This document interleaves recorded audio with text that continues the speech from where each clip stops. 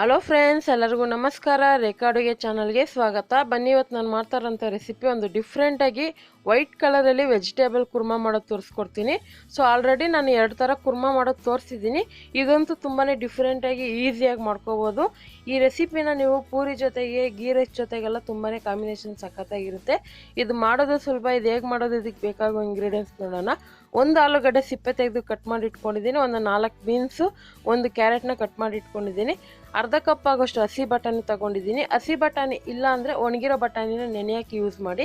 ಅರ್ಧ ಕಪ್ ತೆಂಗಿನಕಾಯಿ, 1 table spoon ಶುಂಠಿ ಬೆಳ್ಳುಳ್ಳಿ ಪೇಸ್ಟು, 4 ಗೋಡಂಬಿ, ಒಂದು ಮೀಡಿಯಮ್ ಸೈಜ್ 4 ಹಸಿರು ಮೆಣಸಿನ್ಕಾಯಿ, ಅರ್ಧ ಟೀ ಸ್ಪೂನ್ ಜೀರಿಗೆ, ಅರ್ಧ ಟೀ ಸ್ಪೂನ್ ಸೋಂಕಾಳು, 1 ಪೀಸ್ ಚಕ್ಕೆ, 1 ಲವಂಗ, 1 ಏಲಕ್ಕಿ ತಗೊಂಡಿದ್ದೀನಿ.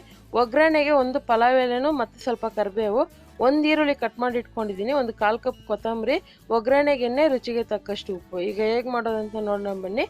ಈಗ ಒಂದು ಮಿಕ್ಸಿ ಜಾರ್ಗೆ ಅರ್ಧ ಕಪ್ ಆಗೋಷ್ಟು ತೆಂಗಿನಕಾಯಿ ಹಾಕ್ಕೊತಾ ಇದ್ದೀನಿ. ನಿಮ್ಗೆ ಅಳತೆ ಗೊತ್ತಾಗಿಲ್ಲ ಅಂದರೆ ಒಂದು 4 ಟೇಬಲ್ ಸ್ಪೂನ್ ಆಗೋಷ್ಟು ತೆಂಗಿನಕಾಯಿ. ಈಗ ಇದಕ್ಕೆ ಗೋಡಂಬಿ, ಹಸಿಮೆಣಸಿನ್ಕಾಯಿ, ಚಕ್ಕೆ, ಲವಂಗ, ಸೋಂಕಾಳು, ಜೀರಿಗೆ ಎಲ್ಲ ಹಾಕ್ಕೊಂಡು ಇದನ್ನು ನೀರು ಹಾಕ್ಕೊಂಡು ನುಣ್ಣಗೆ ರುಬ್ಕೊತೀನಿ. ನಿಮಗೆ ಸ್ವಲ್ಪ ಖಾರ ಜಾಸ್ತಿ ಬೇಕಂದರೆ ಇನ್ನೂ ಒಂದು 2 ಹಸಿರು ಮೆಣಸಿನ್ಕಾಯಿ ಹಾಕೋಬೋದು. ಚಿಕ್ಕ ಚಿಕ್ಕ ಮೆಣಸಿನ್ಕಾಯಿ ಆದರೆ ಖಾರ ಜಾಸ್ತಿ ಇರುತ್ತೆ, ದೊಡ್ಡದು ಅಷ್ಟು ಖಾರ ಇರಲ್ಲ. ಸ್ವಲ್ಪ ಜಾಸ್ತಿನೇ ಹಾಕ್ಕೊಂಡು ರುಬ್ಕೊಳ್ಳಿ. ಈಗ ಒಂದು ಕುಕ್ಕರ್ಗೆ ನಾನು ಎಣ್ಣೆ ಹಾಕ್ಕೊಂಡಿದ್ದೀನಿ. ಒಂದು 3 ಟೇಬಲ್ ಸ್ಪೂನ್ ಎಣ್ಣೆ ಹಾಕಿದ್ಮೇಲೆ ಇದಕ್ಕೆ ಪಲಾವ್ ಎಲೆನೂ ಮತ್ತು ಈರುಳ್ಳಿ ಹಾಕ್ಕೊತಾ ಇದ್ದೀನಿ.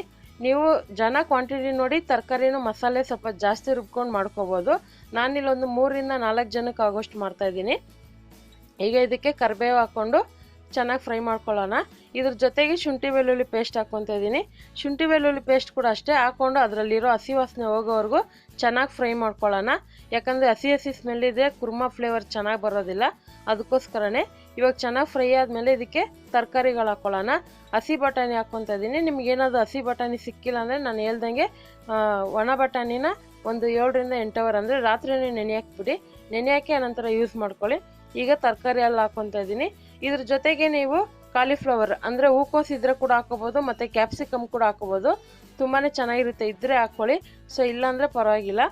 ಈಗ ಇದಕ್ಕೆ ತರಕಾರಿ ಎಲ್ಲ ಚೆನ್ನಾಗಿ ಫ್ರೈ ಮಾಡಿದ ಮೇಲೆ ರುಬ್ಬಿರೋಂಥ ಮಸಾಲೆ ಹಾಕ್ಕೊತಾ ಇದ್ದೀನಿ. ರುಬ್ಬಿರೋಂಥ ಮಸಾಲೆ ಮಿನಿಮಮ್ ಒಂದು ಅರ್ಧ ಜಾರ್ ಆಗೋಷ್ಟು ಬಂದಿದೆ.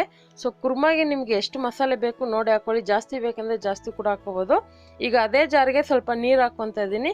ನೀರು ಹಾಕ್ಕೊಂಡು ಚೆನ್ನಾಗಿ ಮಿಕ್ಸ್ ಮಾಡ್ಕೊಳ್ಳೋಣ. ಮಿಕ್ಸ್ ಮಾಡಿಕೊಂಡು ಒಂದು ಸ್ವಲ್ಪ ಉಪ್ಪು ಖಾರ ಕೂಡ ಚೆಕ್ ಮಾಡ್ಕೊಳ್ಳಿ. ಇದನ್ನು ಒಂದು 2 ನಿಮಿಷ ಕುದಿಯೋಕೆ ಬಿಡ್ತೀನಿ. ಯಾಕಂದರೆ ನಾವು ಹಾಕಿರೋಂಥ ಮಸಾಲೆಯಲ್ಲಿ ತುಂಬ ಹಸಿ ವಾಸನೆ ಇರುತ್ತೆ, ಅದೆಲ್ಲ ಚೆನ್ನಾಗಿ ಹೋಗಬೇಕು. ಚೆನ್ನಾಗಿ ಒಂದು 2 ನಿಮಿಷ ಕುದಿಬೇಕು. ಇವಾಗ ಇದು ಕುದೀತಾ ಇರೋವಾಗನೇ ಸೊ ನೀರು ಹಾಕ್ಕೊತಾ ಇದ್ದೀನಿ. ನೀರು ನಿಮಗೆ ನೋಡಿ ಹಾಕ್ಕೊಳ್ಳಿ. ತೀರಾ ತೆಳ್ಳಗಾದರೆ ಕುರ್ಮಾ ಚೆನ್ನಾಗಿರಲ್ಲ. ಸ್ವಲ್ಪ ಗಟ್ಟಿಯಾಗಿ ಬೇಕು ಅಂದರೆ ದೋಸೆಗೆ, ಪೂರಿಗೆ, ಚಪಾತಿಗೆಲ್ಲ ಸ್ವಲ್ಪ ಗಟ್ಟಿ ಇದ್ರೇ ಚೆನ್ನಾಗಿರುತ್ತೆ. ಅಕಸ್ಮಾತ್ ನೀವು ಕುಷ್ಕಾಗೆ, ಗೀ ರೈಸ್ಗೆಲ್ಲ ಯೂಸ್ ಮಾಡೋದಾದರೆ ಸ್ವಲ್ಪ ತೆಳ್ಳಗೇನೆ ಇರಲಿ. ಉಪ್ಪು ಖಾರ ಚೆಕ್ ಮಾಡಿಕೊಂಡು ಇದನ್ನು ಮುಚ್ಚಳ ಮುಚ್ಚಿ ಮೀಡಿಯಮ್ ಫ್ಲೇಮಲ್ಲಿ 2 ವಿಸಿಲ್ ಬಿಡಿ ಸಾಕು. 2 ವಿಸಿಲ್ ಬಿಟ್ಟರೆ ಸಾಕು. ಈಗ ಇದನ್ನು ಒಂದು 15 ನಿಮಿಷ ಆದಮೇಲೆ ಓಪನ್ ಮಾಡೋಣ. ಸೊ ಕುಕ್ಕರಲ್ಲಿ 2 ವಿಸಿಲ್ ಆಗಿ ಒಂದು 10 ನಿಮಿಷ ಬಿಟ್ಬಿಡಿ. ಆನಂತರ ಓಪನ್ ಮಾಡಿ ನೋಡಿ ಎಷ್ಟು ಕಲರ್ಫುಲ್ಲಾಗಿ ಸಖತ್ತಾಗಿ ಬಂದಿದೆ ಈ ಕುರ್ಮಾ. ಈ ಥಿಕ್ನೆಸ್ ಕೂಡ ಅಂದರೆ ಗಟ್ಟಿ ಕೂಡ ಜಾಸ್ತಿ ಗಟ್ಟಿಗೂ ಆಗಿಲ್ಲ, ತೀರಾ ತೆಲ್ಲುಗೂ ಆಗಿಲ್ಲ, ಒಂದು ಮೀಡಿಯಮ್ ಆಗಿದೆ. ಈಗ ಕೊತ್ತಂಬರಿ ಹಾಕ್ಕೊಂಡು ಮಿಕ್ಸ್ ಮಾಡ್ಕೊತಾ ಇದ್ದೀನಿ. ನಾನು ಹೇಳ್ದಂಗೆ ಈ ಕುರ್ಮಾನ ನೀವು ರೈಸ್ ಜೊತೆಗೆ, ಚಪಾತಿ, ಪೂರಿ, ದೋಸೆಗೆ ಎಲ್ಲದಕ್ಕೂ ಕಾಂಬಿನೇಷನ್ ಸಖತ್ತಾಗಿರುತ್ತೆ. ಖಂಡಿತ ಇವತ್ತು ಮಾಡಿರೋಂಥ ವೈಟ್ ವೆಜಿಟೇಬಲ್ ಕುರ್ಮಾ ನಿಮಗೆಲ್ಲ ಇಷ್ಟ ಆಗಿದ್ರೆ ನೀವು ಕೂಡ ಟ್ರೈ ಮಾಡಿ. ಹೇಗೆ ಬಂತು ಅಂತ ಕಮೆಂಟ್ ಮಾಡಿ.